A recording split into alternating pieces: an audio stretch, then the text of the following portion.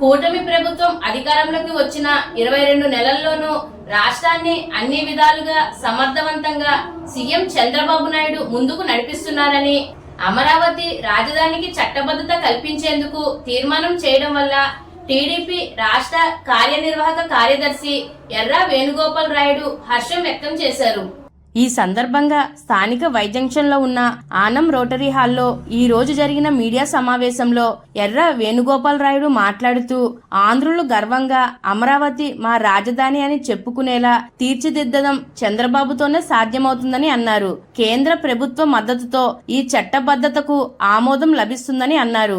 వచ్చే ఏడాదిలో జరిగే గోదావరి పుష్కరాలకు ఇంకా 14 నెలలు మాత్రమే సమయం ఉందని, అధికారులు శాశ్వత ప్రాతిపదికన నగరంలో అభివృద్ధి పనులు చేపట్టేలా అధికారులు కార్యాచరణ చేయడం లేదని విమర్శించారు.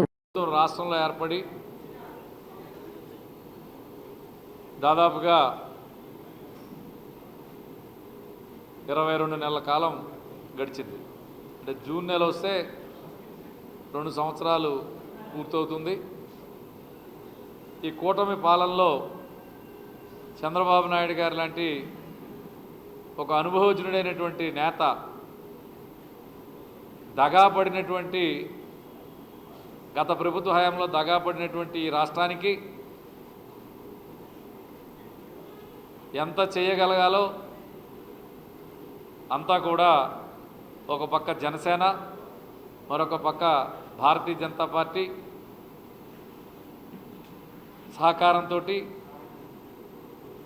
కేంద్రం యొక్క సహాయ సహకారాలతోటి ఈ రాష్ట్రంలో అనేక అభివృద్ధి కార్యక్రమాల్ని, సంక్షేమ కార్యక్రమాల్ని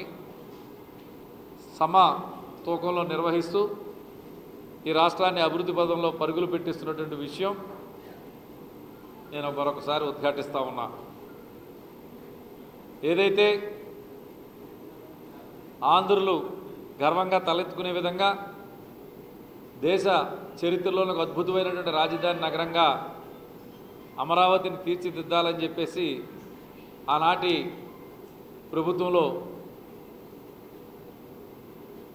రైతుల యొక్క సహకారంతో అమరావతిని రాజధానిగా తీర్చిదిద్దడానికి ప్రయత్నం చేస్తే, తర్వాత వచ్చినటువంటి వైకాపా ప్రభుత్వం 3 ముక్కల ఆటలో 3 రాజధానుల పేరిట ఈ రాష్ట్రంలో సృష్టించిన విధ్వంసం అంతా ఇంత కాదు. తిరిగి ఈవేళ కూటమి ప్రభుత్వం అధికారంలోకి వచ్చిన తర్వాత అమరావతికి చట్టబద్ధత తీసుకురావాలనే ఆలోచనతో మొన్న శనివారం నాడు అసెంబ్లీలో ఒక తీర్మానం చేసి ఆ తీర్మానాన్ని కేంద్రానికి పంపటం నిజంగా ఆంధ్రులందరూ కూడా హర్షించదగ్గ విషయం. మేమందరం కూడా, నేను కూడా నా హర్షాన్ని తెలియజేస్తా ఉన్నా. ఒక రాజధాని నిర్మాణం అనేది ఒక సాహసోపేతమైనటువంటి చర్య. చంద్రబాబు నాయుడు గారు పలుసార్లు చెప్పినట్టుగా రాజధాని అనేది కార్యాలయాలకు మాత్రమే కేంద్రం కాదు, ప్రజా జీవనం, అదేవిధంగా ప్రజలకు కావాల్సినటువంటి మౌలిక సదుపాయాలను కల్పించటం, అదేవిధంగా రాష్ట్ర ప్రభుత్వానికి సంబంధించినటువంటి కార్యకలాపాలు నిర్వహించుకునే విధంగా కార్యాలయాల నిర్మాణం, ఇవన్నీ కూడా కూడితేనే ఒక రాజధాని. అది ఆర్థిక వనరుగా ఉండాలనేదే చంద్రబాబు నాయుడు గారి యొక్క ఆలోచన. ఇవాళ తిరిగి దాన్ని పట్టాలెక్కించడం, రాబోయే తరాలు, రానున్న 15-20 సంవత్సరాల కాలంలో ఆంధ్ర రాష్ట్రం ఈ అమరావతి వల్ల వనగూరేటటువంటి ఆదాయంతో భారతదేశంలోని ఒక అగ్రగామి ఆదాయ వనరు ఉన్నటువంటి రాష్ట్రంగా భాసిల్లబోతుందనేటువంటి వాస్తవాన్ని పత్రికాముఖంగా నేను తెలియజేస్తా ఉన్నా. పరిశ్రమల స్థాపనకు కానీ, విద్యాలయాల స్థాపనకు కానీ, మల్టీ స్పెషాలిటీ ఆసుపత్రులకు కానీ, అదేవిధంగా ఉద్యానవన పరిశోధనా కేంద్రాలు కానీ, ఏదైనా సరే పెట్టుకోదగ్గ అవకాశం ఉండేటటువంటి ప్రాంతంగా అమరావతి రూపుదిద్దుకోబోతూ ఉంది. ఆల్రెడీ రూపుదిద్దుకుంటుందనే విషయాన్ని కూడా నేను మనవి చేస్తూ ఉన్నా. ఈ సందర్భంగా ఏనుగు రోడ్డు మీద వెళ్తుంటే కొన్ని కుక్కలు మురుగుతాయట. ఇవాళ ఆ రకంగా ఉంది వైకాపా ప్రభుత్వ పెద్దల యొక్క ఆలోచన విధానాలు. జగన్మోహన్ రెడ్డి గారు ఓ పక్కన ప్రతిపక్ష నాయకుడి హోదా ప్రజలు ఇవ్వకపోయినప్పటికీ, రాజ్యాంగం ఒప్పుకోకపోయినప్పటికీ కూడా నాకు ప్రతిపక్ష నాయకుడి హోదా ఇవ్వాలని చెప్పి కోరుతూ ఆ ప్రతిపక్ష నాయకుడిగా ఉన్న ఆయన మనోభావాల్ని, ఆయన యొక్క పార్టీ విధానాల్ని, ఈ రాజధాని చట్టబద్ధ తీర్మానం మీద ఏమిటనేది శాసనసభలో ప్రసంగించేటువంటి అవకాశం ఉండి కూడా పలాయనవాదం చిత్తగించి మొహం చాటేసి శాసనసభకు రాకుండా ఇవాళ తప్పించుకుని వెనకాల 100 మాగదులతో సన్నాయి నొక్కులు నొక్కించడం అతని దిగజారుడు రాజకీయానికి నిదర్శనం అని చెప్పి సందర్భంగా నేను మనవి చేస్తా ఉన్నా. రఫా రఫా అంటాం తప్ప మీరు అసలు ప్రాథమిక సూత్రాలే మర్చిపోయారు. మీరు తెలుగులో 56 అక్షరాలు ఉన్నాయి.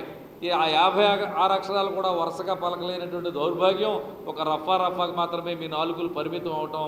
మరి మీ ఇంట్లో ఉన్నటువంటి పిల్ల పాపలు, మీ ఆడవారు కూడా సిగ్గుపడే పుష్కరాలు రాబోతూ ఉన్నాయి రాజమహేంద్ర నగరానికి. దీన్ని రాష్ట్ర ప్రభుత్వం చాలా కీలకంగా ఈవేళ, ఎప్పుడు చంద్రబాబు నాయుడు గారు పుష్కరాలకి అత్యంత ప్రాధాన్యత ఇచ్చేటటువంటి వ్యక్తి, ఆయన చాలా సమర్థవంతంగా ఈ రాజమహేంద్ర పుష్కరాలను ఎప్పుడు కూడా నిర్వహించినటువంటి చరిత్ర కూడా ఉంది. ఇవాళ ఈ పరిస్థితుల్లోని మరి 27 జూన్ పుష్కరాలని చెప్పి అంటా ఉన్నారు. అంటే దాదాపు 14 నెలల కాలం దగ్గరలో వచ్చేసింది. ఇవాళ రాష్ట్ర ప్రభుత్వం దగ్గర నుంచి ఎంత సమర్థవంతంగా చిత్తశుద్ధితో ఉన్నప్పటికీ కూడా స్థానిక అధికారులు అలసత్వం చూపిస్తూ ఉన్నారనేటువంటి మాట సర్వత్రా వినపడుతూ ఉన్నటువంటి వాస్తవం. దయచేసి అధికార వర్గాలు మేల్కోవాల్సినటువంటి అవసరం ఉంది.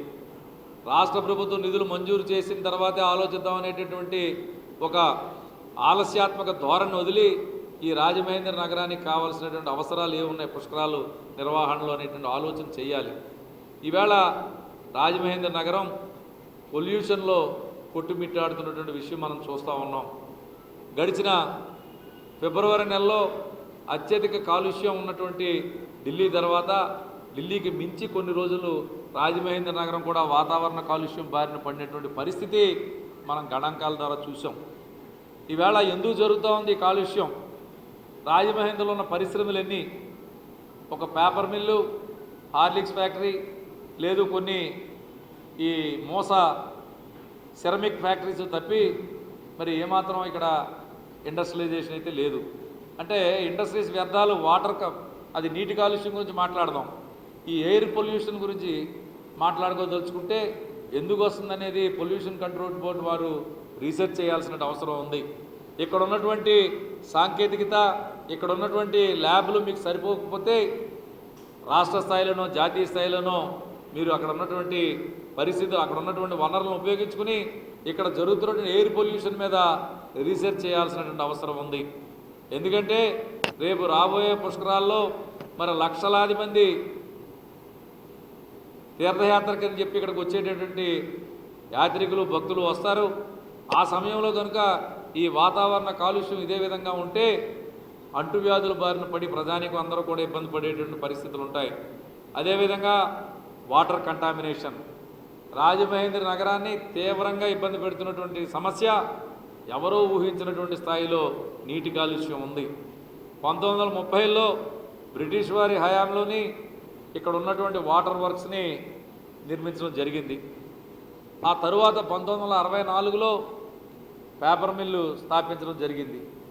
మరి 64లో పేపర్ మిల్ పెట్టినప్పుడు వాళ్ళు వదిలేటటువంటి వ్యర్థాలు ఏదైతే ఉన్నాయో, రసాయనిక వ్యర్థాలు కానీ ఇతరత్ర వ్యర్థాలు కానీ గోదావరి డౌన్ ఫ్లోకి వచ్చి వాటర్ వర్క్స్ని దాటుకెళ్లాలనే ఆలోచన ఆ రోజు చేయకుండా పేపర్ మిల్కి పర్మిషన్ ఇవ్వడం ఒక తప్పిదమైతే, తర్వాత కాలంలోని ఆ వాటర్ వాళ్ళ వ్యర్థాలను శుద్ధి చేసి గోదావరిలోకి వదులుతున్నామని చెప్పి పేపర్ మిల్ యాజమాన్యం ఏదైతే చెప్తా ఉందో, ఆ యాజమాన్యం చెప్పేటటువంటి మాటల్లో విశ్వసనీయతను కూడా ఎంతవరకు ఉందనేది మున్సిపల్ అధికారులు వార్షిక తనిఖీలు నిర్వహించాల్సినటువంటి అవసరం ఉంది. అది చేస్తున్నటువంటి దాఖలాలు అయితే లేవు. వారు ఏం వదులుతూ ఉన్నారో as it is away water works దగ్గర తీసుకోవడం జరుగుతూ ఉంది. ఎందుకు ఇలా జరుగుతూ ఉంది? రాజమహేంద్ర ప్రజల ఆరోగ్యం పట్ల ఈవేళ కలుషిత నీరు, శ్మశానంలో ఉన్నటువంటి వ్యర్థాలు వస్తాయి. నల్లా ఛానల్లో మురుగునీరు కిందకు వదిలితే ఆ వ్యర్థాలు వస్తున్నాయి. దాన్నే ట్రీట్మెంట్ చేసి ప్రజలకు ఇస్తూ ఉన్నారు. అక్కడ ట్రీట్మెంట్ ఏం జరుగుతూ ఉంది? నాకు తెలిసి వాకప్ చేస్తే ఆ ట్రీట్మెంట్ వాటర్లో క్లోరిన్ కలిపి మట్టి కిందకి దిగిపోయేలా చేసి పై నీళ్ళే బయట పంపింగ్ చేస్తూ ఉన్నారు. ఈవేళ ఆ క్లోరిన్ కూడా కలపలేదు. పూర్వం ఆలం అనేటటువంటి ఒక సహజ సిద్ధమైనటువంటి మెటీరియల్ని కలిపి వాటర్ని ప్యూరిఫై చేసేవారు. ఈవేళ poly aluminium chloride PAC poly aluminium chloride అనేటువంటి ఒక రసాయనాన్ని కలిపి నీటిని శుద్ధి చేస్తూ ఉన్నారు. దీని మీద సంబంధించిన అధికారులు అది కృత్రిమంగా తయారు చేసినటువంటి ఒక రసాయనం, దాన్ని వాడి శుద్ధి చేయడం వల్ల ప్రజలు అనేక వ్యాధులు గురవుతూ ఉన్నారు. పరోక్షంగా రకరకాల వ్యాధులు వస్తూ ఉన్నాయి. దీని మీద అధికారులు ఏ రకమైన చర్య తీసుకుంటున్నారని చెప్పి నేను ప్రశ్నిస్తూ ఉన్నా. ఈవేళ అది 54 million litres per day capacity MLD. ఇప్పుడు ఏదైతే వాటర్ వర్క్స్ ఉందో పుష్కరాల రేవు దగ్గర 54 MLD, దాని రోజుకి 54 మిలియన్ లీటర్స్ డేకి ఉత్పత్తి చేసేటటువంటి శుద్ధి చేసి పంపించేటటువంటి అందరూ వాటర్ ఫిల్టరేషన్ పాయింట్ పెడితే ఈ కాలుష్య పార్టీ నాయకుల దగ్గర ప్రభుత్వ పెద్దల దగ్గర కూడా వారికి ఒక సవివరమైనటువంటి రిపోర్టు ఈ వాటర్ కంటామినేషన్ మీద రాబోతూ ఉన్నాయి. రాజమహేంద్రలో ఉన్నటువంటి డ్రైనేజ్ వ్యవస్థ ఈవేళకి ముంపు ప్రాంతాల వర్షం వస్తే మునిగిపోయే పరిస్థితులు. నిజానికి జూన్ నెలలో కూడా కొన్ని వర్షాలు పడే అవకాశాలు ఉంటాయి. అన్ని లక్షల మంది యాత్రికులు వచ్చేసరికి ఆ టైంలో వర్షాలు సాధారణంగా లేవు కాబట్టి సరిపోద్దు. కానీ ఏదైనా ఇబ్బంది కలిగితే ఏమిటి పరిస్థితి అనేది కూడా ఆలోచన చేయాలి. నేను అనేది ఏంటంటే వచ్చేటటువంటి యాత్రికులను దృష్టిలో పెట్టుకునే కాదు, రాజమహేంద్ర నగరవాసుల యొక్క ఇబ్బందులను కూడా దృష్టిలో పెట్టుకోవాలి. దృష్టిలో పెట్టుకుని పూర్తిగా డ్రైనేజ్ వ్యవస్థను ప్రక్షాళన చేయాల్సినటువంటి అవసరం ఉంది. రాజమహేంద్ర లాంటి ఓల్డెస్ట్ సిటీకి ఈ డ్రైనేజ్ వ్యవస్థ అనేది ఒక పెద్ద శాపం. గతంలో 2003లో అండర్ గ్రౌండ్ డ్రైనేజ్ అని చెప్పి దానవాపేటలో ఒక పైలట్ ప్రాజెక్టు కింద దాదాపుగా అప్పట్లో 23 సంవత్సరాల క్రితం 3 కోట్ల రూపాయల నిధులతోటి అండర్ గ్రౌండ్ డ్రైనేజ్ తయారు చేశారు. మనందరికీ కూడా తెలుసు, చాలామందికి ఇక్కడ కూర్చున్న వాళ్ళకి. ఆశ్చర్యకరమైన విషయం ఏంటంటే, దురదృష్టకరమైన విషయం ఏంటంటే దాంట్లో ఇన్లెట్ లేదు, అవుట్లెట్ లేదు. ఇళ్ల దగ్గర నుంచి డైరెక్ట్గా మురుగునీరు వచ్చి ఆ భూగర్భ డ్రైనేజ్లో కలిసి భూగర్భ డ్రైనేజ్ నుంచి గోదావరికి కలిసేటటువంటి స్కీమ్లో ఎక్కడా కూడా ఇన్లెట్స్ ఏ ఇంటికి కూడా కనెక్షన్ ఇవ్వలే, ఎక్కడి నుంచి కూడా బయటికి పంపట్లే. ఎందుకు కట్టినట్టు? ఎందుకు అధికారులు దాని మీద దృష్టి పెట్టలేదు? సాంకేతికపరమైన ఇబ్బందులు ఉంటే ఎందుకు సవరించట్లే? ప్రజాధనాన్ని ఎందుకు దుర్వినియోగం చేస్తూ ఉన్నారు? ఇవన్నీ కూడా అధికారులను ఖచ్చితంగా మేము నిలదీస్తాం. దీనికి సమాధానం చెప్పాల్సిన అవసరం ఉంది. ఇవన్నీ కూడా ఇప్పుడే నేను ఎందుకు మాట్లాడుతూ ఉన్నానంటే, పుష్కరాల నిధులు చాలా పెద్ద మొత్తంలో రాబోతూ ఉన్నాయి. 15th ఫైనాన్స్ కమిషన్ వాళ్ళే లోకల్ బాడీ ఏర్పడితే దాదాపుగా 500 కోట్ల రూపాయల గ్రాంట్స్ వస్తాయని వింటున్నాం. అదేవిధంగా స్పెషల్ గ్రాంట్స్ కూడా కేంద్ర ప్రభుత్వం కానీ రాష్ట్ర ప్రభుత్వం కానీ పుష్కర నిర్వహణకి భారీగా ఇచ్చేటువంటి పరిస్థితులు ఉన్నాయి. ఇప్పుడైనా అధికారులు కళ్ళు తెరుచుకుని ఇటు రాజమహేంద్ర నగరవాసులకి పరిశుద్ధమైనటువంటి మంచినీరు అందించేటటువంటి విషయంలో నిర్ణయాలు చేయాల్సిన అవసరం ఉంది. ఎయిర్ పొల్యూషన్ అరికట్టాల్సిన అవసరం ఉంది. ఎందుకు వస్తుంది ఎయిర్ పొల్యూషన్ అనేది? ఈవేళ కూడా సరైనటువంటి అంచనాలు లేవు.